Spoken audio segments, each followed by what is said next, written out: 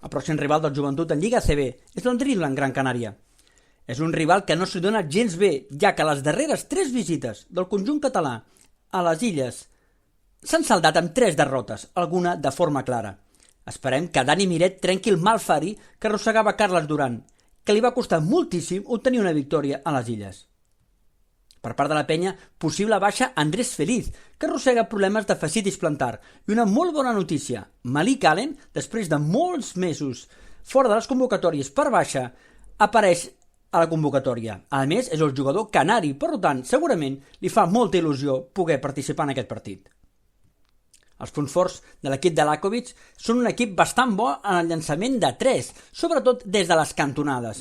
És un equip que anota moltíssim en el joc interior, no només amb els pivots, sinó en penetracions i en tirs de mitja distància.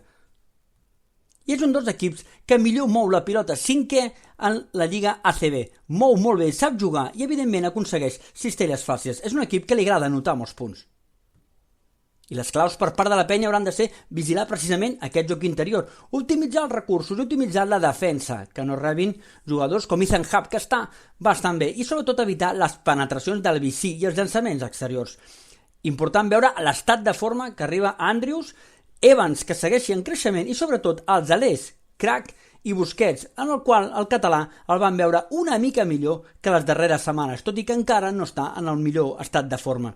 Brosianski, Cook i Tomic hauran de destacar molt el joc interior. No hi serà Prey, que estarà al Prat, i tampoc Jorge Rodríguez, que també estarà al Prat. Per tant, s'ha d'optimitzar al màxim recursos que tingui la penya. Important també serà veure com Guillem Vives és capaç de fer moure l'equip i com frena els contraatacs. Com diem, al Gran Canària li agrada anotar i li agrada jugar, i sobretot obrir el camp. Tancar, fer les rotacions que està fent Dani Miret, optimitzar en defensa i vigilar els microparcials haurien de ser les claus per obtenir, ara sí, una victòria des de les Illes.